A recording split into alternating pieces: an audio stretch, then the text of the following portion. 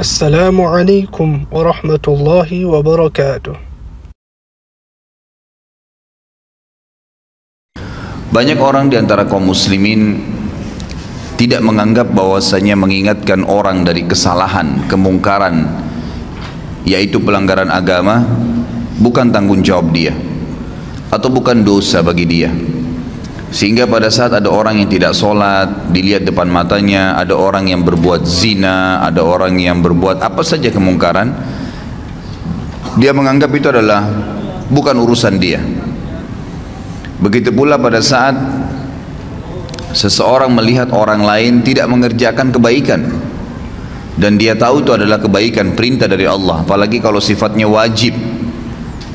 Jadi terkadang ada kemungkaran itu yang sifatnya sendirian dia. Misal ada seseorang memberikan informasi kepada kita, kalau si fulan ini nggak sholat misalnya, lalu kita pergi meluruskan kesalahan dia, itu berarti cuma ingkar mungkar. Ada kejadian yang lain, mungkin kita hanya menyuruh kepada ma'ruf saja, menyuruh kepada kebaikan saja. Seperti misalnya saya lagi ceramah begini, ini cuman mengingatkan kalau pas ada satu perintah agama yang saya sampaikan, maka itu berarti menyeru kepada kebaikan. Tapi ada hal yang bersatu keduanya, dan yang cenderung kepada dosa besar adalah ketiga-tiganya tentunya. Yang bersatu, misal ada orang yang tidak sholat, maka kita pungkirin, kenapa nggak sholat akhi, kenapa nggak sholat ukhti, itu namanya ingkar mungkar. Lalu kemudian kita ikutkan dengan perintah ma'ruf. Misal kita mengatakan sholat itu kan wajib, Allah yang wajibkan, berarti itu menyeru kepada kebaikan. Ini gabungan antara keduanya, gabungan antara keduanya.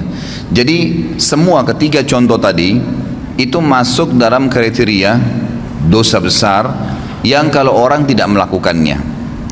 Yang lebih fokus lagi kata ulama adalah masalah yang ketiga, yang digabungkan, yang digabungkan. Saya rincikan dulu. Kalau yang mungkar saja tadi, misal saya dilaporkan oleh seseorang, si fulan nggak sholat, si fulan niat mau berzina, si fulan niat mau kerja di tempat riba, tolong Ustadz nasihatin. Saya lalu datang dan menasehatinya. Ini ingkar mungkar saja, ingkar mungkar saja.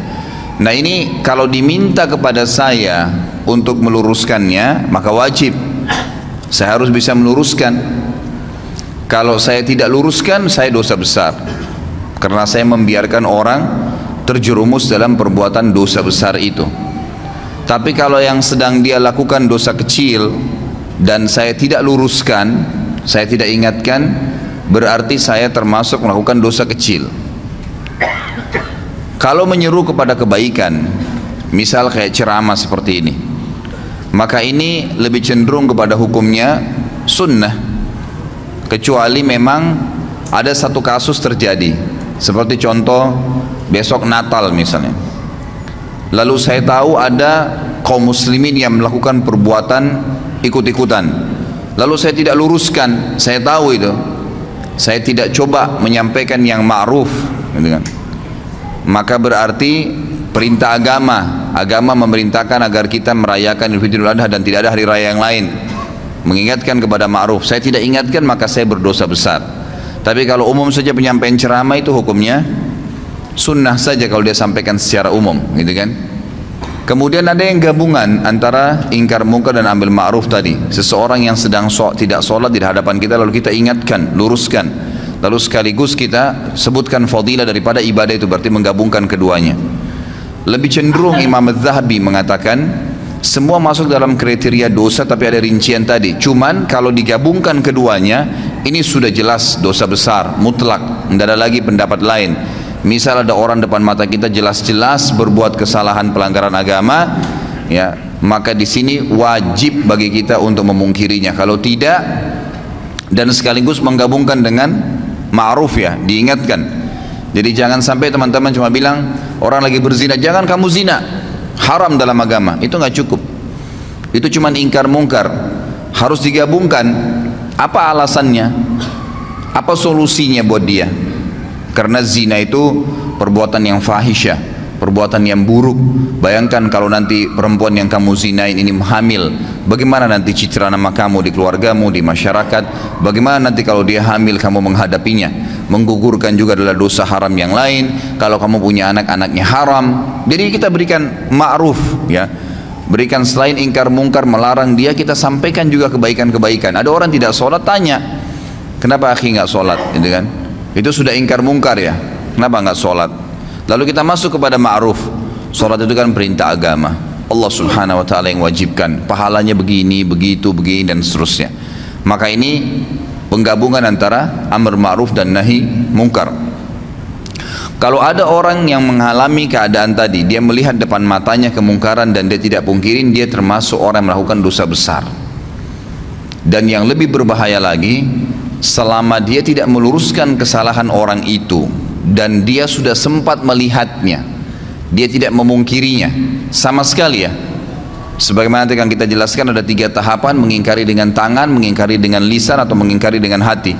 Sama sekali tidak lakukan, maka bisa menjadi dosa yang terus menerus dia dicatatkan padanya, karena dia membiarkan. Jadi ada orang ini, jelas dia tahu adiknya ini misalnya minum khamr, dia nggak ingat-ingatin, dibiarin aja terus. Dia tetap sholat, dia tetap hadir di majelis ilmu, tapi adiknya nggak pernah diingatin sama dia, nggak pernah dipungkiri bungkar, nggak pernah juga dikasih ma'ruf, disuruh ganti dengan minuman-minuman yang baik. Allah halalkan susu lebih sehat, Allah halalkan sirup, Allah halalkan madu, dan seterusnya. Kita amar ma'ruf. Kalau tidak, selama dia lihat kemungkaran tersebut dan sampai adiknya belum berubah, dia dapat dosa terus. Karena dia juga termasuk terlibat di situ, punya andil, dia seakan-akan membiarkan. Ringannya dalam agama kita, saudaraku, karena dalam agama ini ingkar mungkar yang tadi sifatnya bisa menjadi dosa besar itu akan hilang spontan pada saat kita mengingkari walaupun cuma sekali. Jadi ingkar mungkar itu dan amar ma'ruf, melarang dari perbuatan dosa dan menyuruh kepada kebaikan, itu yang wajibnya hanya yang pertama. Misal ada orang tidak sholat nih, teman kantor, lalu kita nasihatin, kenapa nggak sholat akhi, kan itu dosa. Sholat itu kan, lalu itu ingkar mungkar. Kita masuk kepada ma'rufnya, sholat itu kan pahalanya sangat besar, satu-satunya ibadah yang diperintahkan oleh Allah subhanahu wa ta'ala kepada nabinya Muhammad sallallahu alaihi wasallam yang diterima di langit adalah sholat. Ibadah-ibadah yang lain, jihad, apa saja, ya, termasuk ayat-ayat Al-Quran itu turun dari langit ke bumi, perintah puasa, perintah zakat, kecuali sholat di langit. Lalu ada hadis-hadis Nabi SAW, bagaimana kalau di depan rumah seseorang di antara kalian ada sebuah danau, sebuah sungai yang luas dan airnya mengalir dengan deras, lalu kemudian dia mandi sehari 5 kali, apakah tertinggal sedikit pun dari kotorannya? Maka pasti dia akan mengatakan, apa kata para sahabat, tidak ada ya Rasulullah. Kata Nabi SAW, itu perumpamaan 5 waktu sholat. Seseorang di antara kalian membersihkan 5 kali sehari dosanya. Jadi kita sebutkan ma'ruf, gitu kan? Kita sebutkan ma'ruf. Kalau kita sudah sampaikan kepada dia sekali saja, suami sampaikan kepada istrinya untuk pakai jilbab misalnya, gitu kan? Atau orang tua nasihatin anaknya, teman nasihatin temannya atas kesalahan dia, ya, diingkar mungkar, ingat selalu berhubungan, larang kemungkaran, ganti dengan ma'ruf, ya. Banyak orang tidak bisa meluruskan kesalahan orang lain karena dia cuma ingkar mungkar. Kamu nggak boleh begitu, selesai. Nggak cukup, harus diikuti dengan ma'ruf. Jelaskan kenapa dia tidak boleh, lalu berikan solusi. Zina pezina, solusi, berikan solusi pernikahan. Nggak usah pikir dia terima atau enggak, itu bukan urusan kita. Hidayah di tangan Allah subhanahu wa ta'ala, gitu kan? Ma'alaika illal balag. Allah subhanahu wa ta'ala menyampaikan kepada Nabi SAW, tugasmu hanya menyampaikan saja. Tugasmu hanya menyampaikan, jadi tidak ada tugas yang lain. Kita cuma sampaikan, hidayah di tangan Allah subhanahu wa ta'ala. Kalau sekali saja, sekali lagi, Anda sudah ingkar mungkar dan amar ma'ruf, maka gugur hukuman dosa besar. Nggak ada lagi sudah. Jadi kalau sudah diingatin sekali, yang kedua, yang ke-100, yang ke-1000 itu sudah sunnah hukumnya. Sudah sunnah. Suami akan lepas dari tanggung jawab terhadap istrinya yang tidak mau pakai jilbab kalau dia sudah ingatkan, jilbab itu haram kalau kamu memperlihatkan aurat kamu. Ingkar mungkar dan ambil ma'ruf. Kan kalau kamu tutup aurat kamu itu malah menjalankan perintah agama, dapat pahala. Kamu juga tidak kehilangan apa-apa kok, malah tidak diganggu oleh orang lain dan seterusnya. Maka sudah sekali. Ternyata istrinya masih belum mau lakukan. Dia boleh tetap mengingatkan, mendoakan, tapi minimal dia sudah lepas dari beban hukum nih. Karena hukum ini yang penting ya. Nah, sekali saya sudah cukup. Sekali saja sudah cukup. Saya kasih contoh banyak sekali ikhwat dan akhwat sekalian kemungkaran. Semoga Allah hilangkan ya. Maksudnya ini bukan dihilangkan total memang. Mungkar itu tetap ada, tapi minimal Allah Subhanahu tutupin ya hal-hal yang besar. Karena di Indonesia ini sangat luar biasa. Saya tidak bisa habis fikir, terus terang saya lihat pelang begitu besar di pinggir jalan, biskuit harus memperlihatkan perempuan yang dadanya terbuka. Apa hubungannya? Apa hubungannya antara biskuit itu dengan perempuan yang memakan itu dengan kelihatan semua badannya? Tidak ada sama sekali hubungannya, tidak ada. Jadi orang sebenarnya lebih melihat kepada artis yang sedang ada di pelang itu. Tapi yang berbahaya adalah kita ini lewat di pelang itu. Berapa banyak pelang yang kita lewatin penuh dengan iklan sampo perempuan tidak pakai jilbab, iklan biskuit tadi yang ini. Belum sekarang karena dibiarkan makin jadi. Saya kaget melihat ada di salah satu jalan, poros jalan besarnya luar biasa iklan itu, iklan celana dalam laki-laki. Dan laki-laki itu betul-betul dikasih gambar hanya pakai celana dalam. Ini luar biasa ini. Ya, semoga Allah berikan hidayah ya. Ini negara kita berbahaya sekali kalau kita biarkan terus begini ya. Jadi ini tidak boleh. Ya, harus ada batasan gitu kan. Mungkin seorang laki-laki ini pun kalau ya seorang laki-laki tampil dan memang di sebelahnya ada dus celana dalamnya, orang sudah paham. Oh ya, ini sudah ada. Jadi kalau misalnya diberikan iklan sesuatu, itu pun kalau digambar yang terpapar itu kan secara syar'i memang tidak boleh ya. Nah, tidak boleh memang. Kalaupun orang mau lihat yang paling kecilnya, mungkin seorang laki-laki di sebelahnya ada dus celana dalam, mungkin gitu kan. Tapi kalau ditampilkan tanpa baju, tanpa celana panjang, cuma celana dalam, lalu besar pelangnya, setiap perempuan yang lewat situ melihatnya, setiap laki-laki yang lewat melihatnya, itu kan itu mungkar. Maka wajib anda pungkirin ya, wajib dipungkirin, tidak boleh dibiarin. Kalau dibiarin dosa besar tuh ya. Dan kalau kita tidak pungkirin, lihat konsekuensinya. Selama pelang itu ada, kita dapat dosanya, karena semua orang yang lewat wajib pungkir. Tapi kelebihannya, kalau kita sudah pungkirin sekali saja, maka sudah gugur kewajiban, walaupun itu pelang masih ada gitu kan. Tinggal sekarang tata cara ingkar mungkar itu seperti apa. Imam Az-Zahabi mengangkat hadis yang sudah masyhur ya, hadis riwayat Imam Muslim, di mana Nabi SAW bersabda, man ra'a minkum munkaran falyughayyirhu biyadihi, fa in lam yastati' fa bilisani, fa in lam yastati' fa biqalbi, wa dzalika adhaful iman. Barang siapa di antara kalian melihat suatu kemungkaran, pelanggaran-pelanggaran agama, maka hendaklah ia segera mencegahnya dengan tangannya. Tangan ini kata para ulama adalah kemampuannya ya, power yang dia milikin. Misal orang tua kepada anaknya, dia punya wewenang, anaknya lagi mabuk, diambil minuman kerasnya misalnya, atau dia tidak memberikan kebutuhannya kalau anaknya masih suka jalan dengan teman-temannya yang nakal-nakal, ditahan sama dia fasilitas, nggak boleh tinggal di rumah kalau emang tidak mau sholat misalnya, ya memang itu kewajiban dia, dia boleh, dia punya hak untuk itu. Atau atasan kepada bawahannya, kerja di sini wajib pakai jilbab, kerja di sini wajib sholat 5 waktu, yang tidak mau keluar. Sayangnya banyak orang-orang muslim ini, pengusaha-pengusaha yang paling diprioritaskan itu adalah kamu harus datang on time ya, itu apa nggak masalah. Jam 7 pagi kamu harus hadir di sini, kalau lewat berapa menit saya potong gaji kamu. Kamu harus keluar jam begini, kamu harus pakai baju yang seperti ini. Dia peduli tentang urusan dunia, tapi masalahnya dia tidak peduli dengan urusan akhirat pegawainya. Dia tidak marah sama pegawainya kalau azan nggak sholat. Bahkan kadang-kadang lebih didahulukan untuk urusan dunia. Mungkin saya pernah sampaikan, saya wajibkan pegawai saya di toko sama restoran saya di Kalibata itu wajib untuk berhenti, nggak boleh. Yang tidak mau ikutin terlambat sholat saya berhentikan, nggak bisa. Saya tidak butuh duit, saya bilang 10 menit sebelum azan berhentikan orderan, nggak boleh gitu kan. Sampai ada teman saya akhirnya ketemu dari Saudi, dia bilang saya pas masuk di restoran antum, saya belum tahu kalau itu restoran antum deh. Pas saya duduk gitu kan. Langsung dibilang maaf, orderan sekarang nggak bisa lagi, 10 menit lagi azan. Dia bilang ini saya baru temukan dari restoran begini di Indonesia ini. Ya, belum pernah ada yang larang kita mau pesan makanan 10 menit mau azan katanya. Terus kemudian saya bilang kayaknya pemilik restorannya berarti tahu agama nih. Beberapa waktu kemudian dia ketemu sama saya ngobrol-ngobrol, baru dia tahu ke restoran saya. Dia bilang oh pantas dulu waktu saya mau makan nggak boleh sholat, nggak boleh makan kecuali sudah sholat gitu. Loh iya memang begitu peraturan saya kasih, gitu kan, harusnya begitu. Ditaruh di depan rolling door-nya itu tulis sedang sholat, nggak apa-apa, gitu kan. Harusnya begitu karena kita punya power. Akhirnya pegawai saya mau tidak mau duhur, asar, maghrib, isya itu saya ngambil hukum syar'i di situ.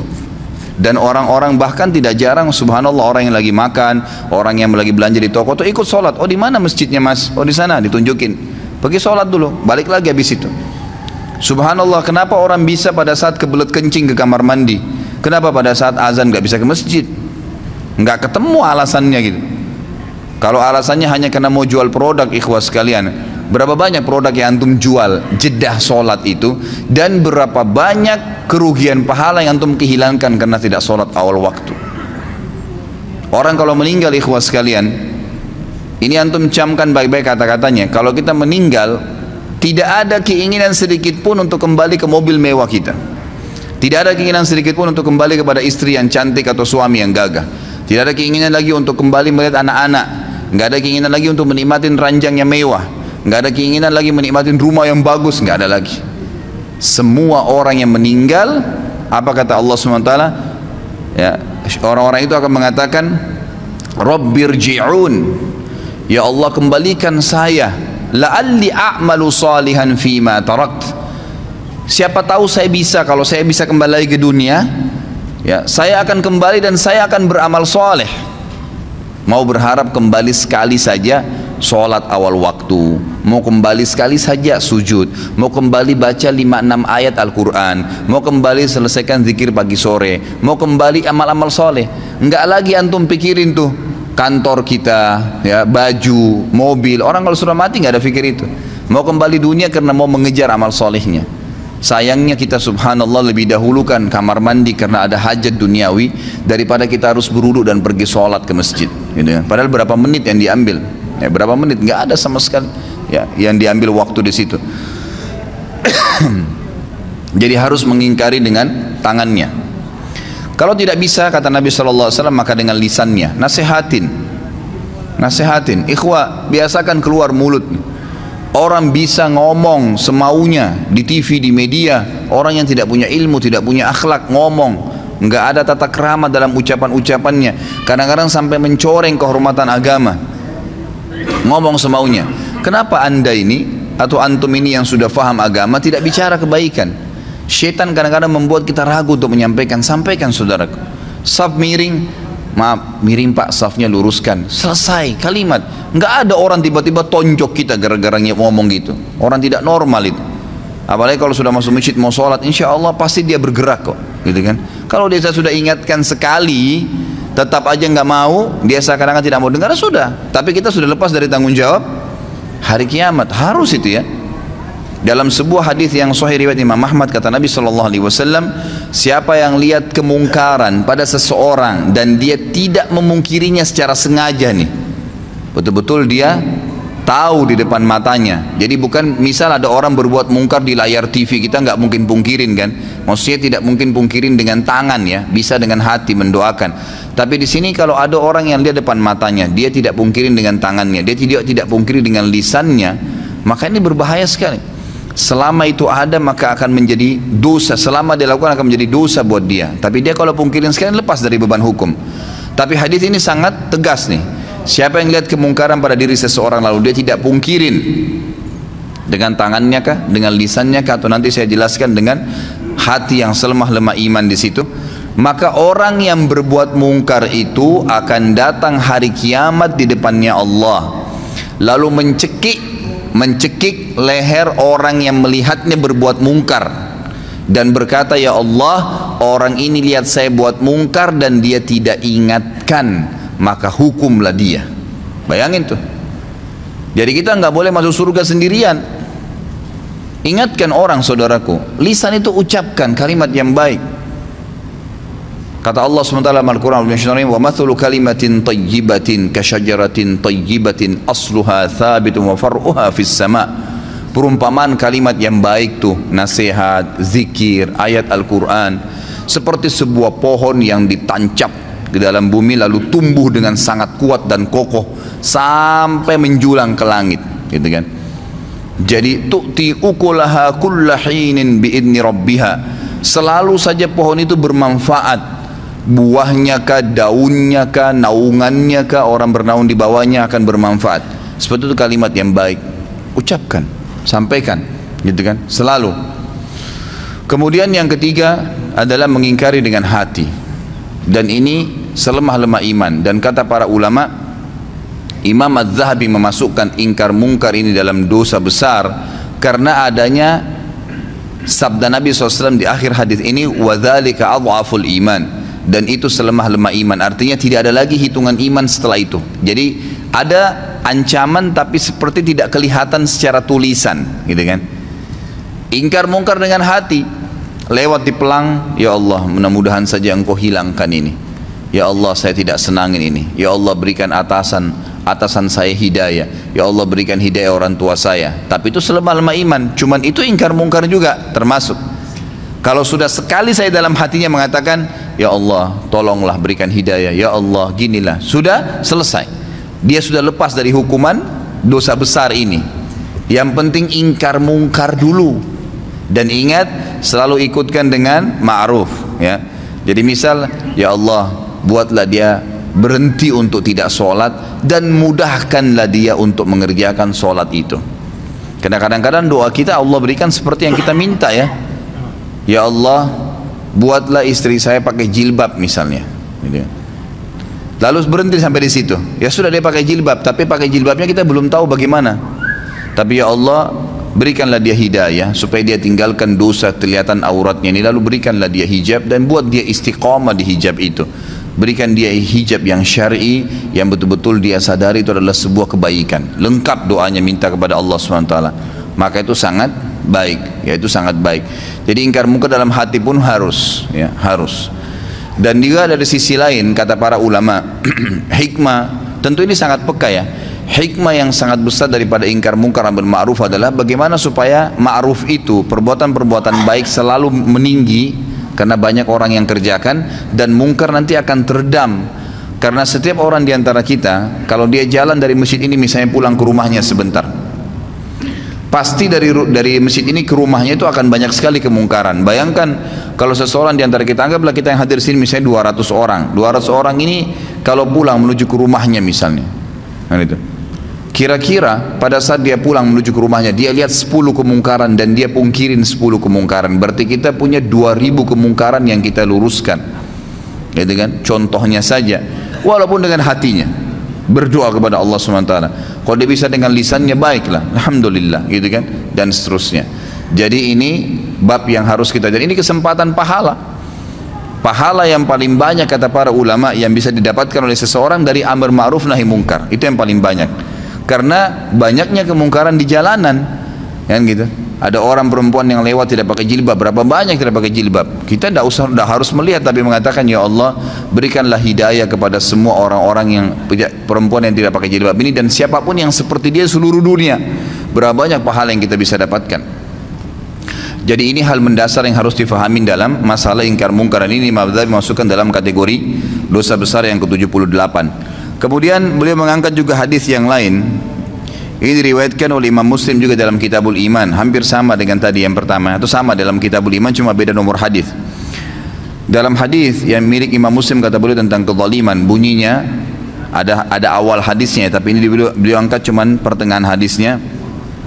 Faman jahadahum biyadihi fahuwa mu'min, wa man jahadahum bilisanihi fahuwa mu'min, wa man jahadahum biqalbihi fahuwa mu'min, laisa wara'a dzalika minal imani habbatu khardal. Siapa yang melihat kemungkaran lalu dia melawan, meluruskan kemungkaran itu, siapa yang meluruskan kemungkaran itu dengan tangannya, maka dia adalah seorang mukmin. Siapa yang meluruskan kesalahan dengan lisannya, maka dia juga orang mukmin. Dan siapa yang meluruskan kesalahan dan kezaliman, kemungkaran dengan lisannya, maka dia juga mukmin. Dan tidak ada iman setelah itu sekalipun atau sebesar biji sawi pun. Artinya tidak dianggap orang beriman kalau tidak mau ingkar mungkar.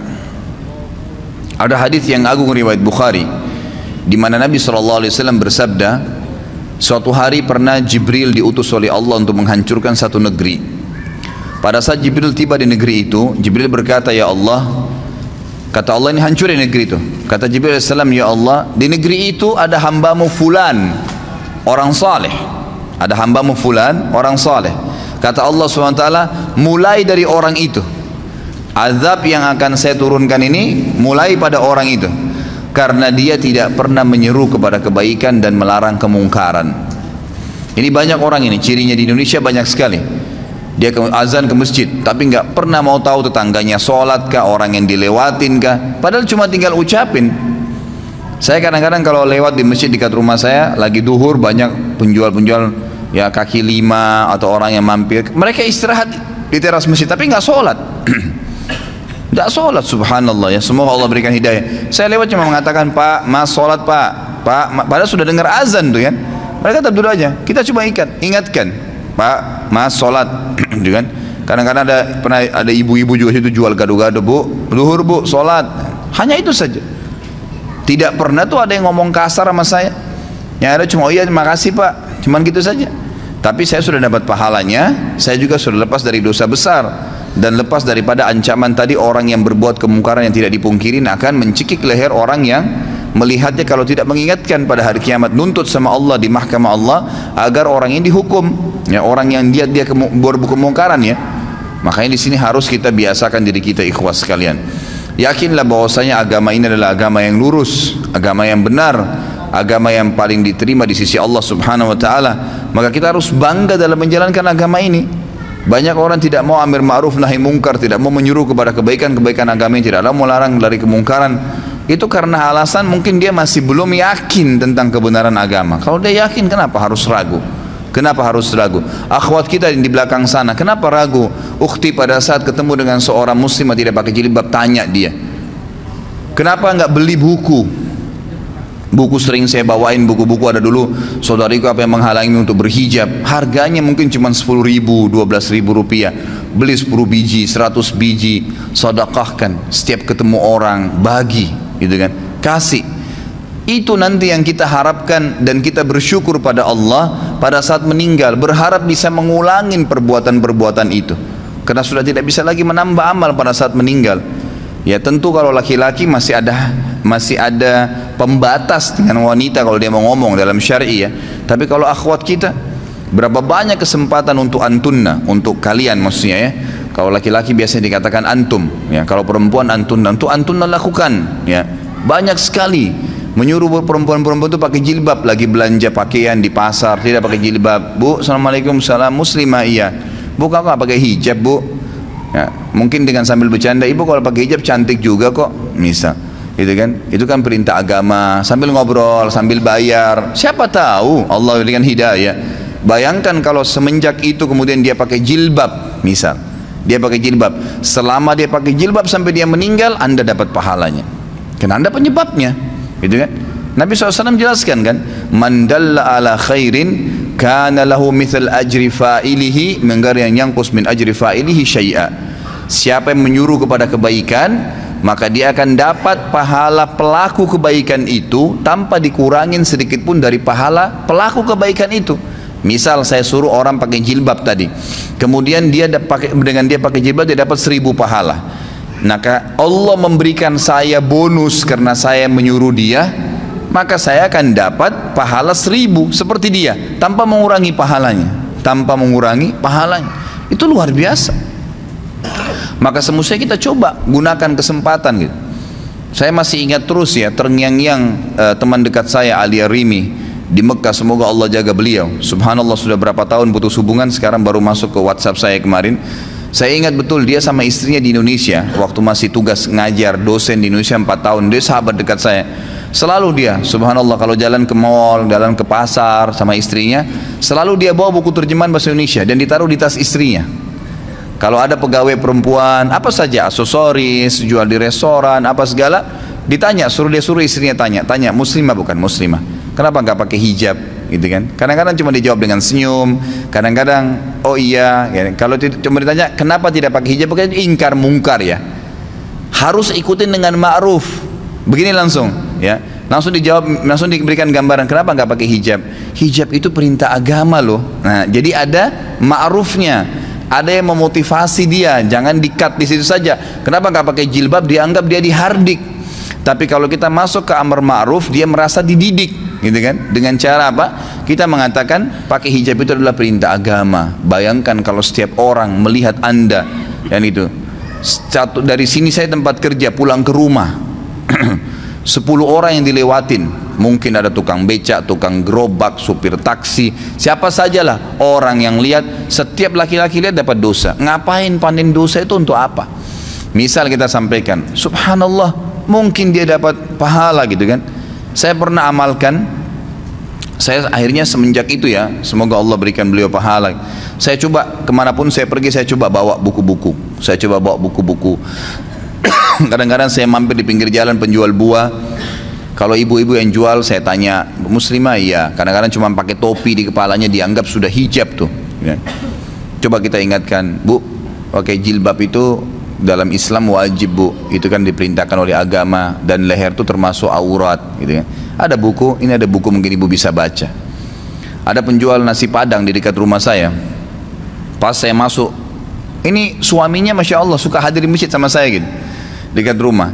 Begitu saya masuk ke rumah makannya, ada apa, lukisan wanita Bali besar, mungkin hampir setinggi dari lantai ke temboknya dia, mungkin 3 meteran lukisan itu. Begitu saya masuk, saya lihat ini orang Padang biasanya Muslim, gitu kan. Kemudian saya ngobrol sama suaminya, assalamualaikum pak, waalaikumsalam, begini. Sudah berapa lama di sini? Saya bicara dulu secara umum karena lagi nunggu dibungkusin makanan gitu. Oh, saya sudah 2 tahun di sini, gini. Oh, saya belum pernah lihat, ngobrol-ngobrol lah. Akhirnya sudah, saya bilang saya tinggal di sini, dekat sini, alamat sini dan seterusnya. Selesai, pada saat saya mau bayar, saya bilang, bapak ibu saya punya masukan, bisa nggak? Oh iya silahkan. Kalau setahu saya dalam agama lukisan seperti ini tidak boleh. Ini kan lukisan, foto aja kalau dipajang itu masih tetap membuat malaikat tidak masuk. Apalagi kalau lukisan, gitu kan. Oh yang ini Pak Ustadz? Iya, yang ini. Oh ini kebetulan dikasih sama teman. Nah, iya, saya mungkin tahu, baik itu dikasih ataupun dibeli, tugas saya mengingatkan dalam agama karena memang ini nggak boleh. Subhanallah, mungkin syaitan akan mengatakan kepada kita, siapa tahu dia marah. Sempat terlintas tuh di hati saya, terlintas sejenak, gitu kan. Nanti dia tersinggung, nanti dia marah. Tapi saya selalu melawannya. A'udzubillahi minasyaitonirrajim. Saya luruskan. Subhanallah, dengan sedikit saya nasihatin, dan kebetulan waktu itu saya memang lagi bawa mobil, saya turunkan dari mobil buku. Di antara buku yang saya pernah, ini juga buku sekalian memang, saya sudah pernah janjikan saya bawa, ini bukunya sudah saya bawa, ada rumah yang tidak dimasukin oleh malaikat. Ini ada mungkin, kalau tidak salah berapa ya, ada 30 atau sekian rumah, contoh-contoh rumah yang tidak dimasukin oleh malaikat.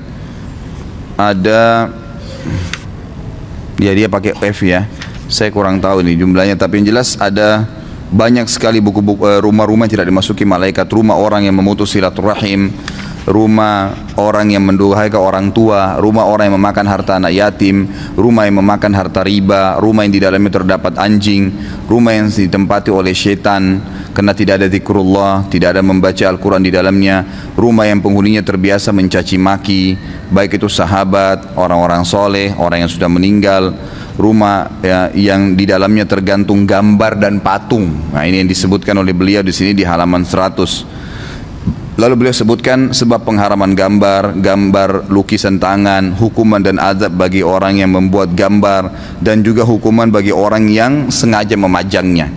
Saya kasih buku ini pada saat itu. Ini ada buku mungkin bisa dibaca. Subhanallah, besok saya datang dan sampai hari ini saya masuk ke rumahnya itu nggak pernah lagi ada gambar itu.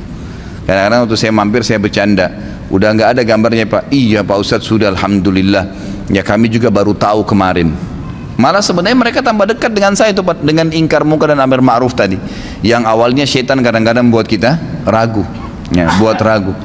itu kesempatan, peluang besar untuk mendapatkan pahala. Ingkar mungkar, ingatkan, karena kalau tidak malah berbahaya. Sebagaimana tadi saya jelaskan ya, Nabi Muhammad SAW dan para sahabat paling gemar dengan amar ma'ruf dan nahi mungkar. Bahkan kita tahu kisahnya Abdullah bin Umar dan Abu Hurairah radhiyallahu anhum. Abdullah bin Umar dan Abu Hurairah radhiyallahu anhum ini kalau mau sholat ya, mau sholat, mereka sudah tahu misal waktu sholat subuh, duhur, asar, maghrib, isya, jamnya atau saatnya, kayak kita sekarang pakai jam ya, itu mereka berdua ini selalu keluar sebelum waktu, selalu keluar sebelum waktu, dan selalu setiap kali itu keliling ke rumah kerabatnya, tetangganya dipanggilin, ayo sebentar lagi sholat, ayo sebentar lagi sholat, ada yang diketuk pintu rumahnya, ayo sebentar lagi sholat, terus begitu. Setiap mau sholat lima waktu ini dua orang ini selalu begitu, terkenal di kalangan sahabat. Jadi sering kali mereka mutar jauh sekalian sampai ke masjid sudah azan. Ini mereka sudah amar ma'ruf sekaligus ingkar mungkar gitu. Pahalanya banyak. Barangkan berapa banyak orang yang mendapatkan atau kita dapatkan pahalanya hanya karena dia mendapatkan hidayah, yang mendapatkan hidayah. Ini penting sekali.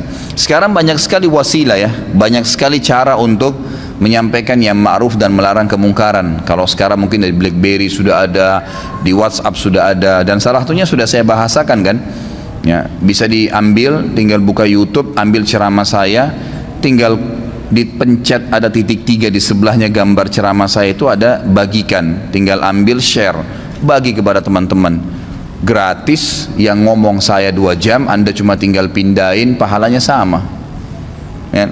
Apa susahnya? Daripada kirim gambar yang nggak benar, gitu kan, tidak ada manfaatnya.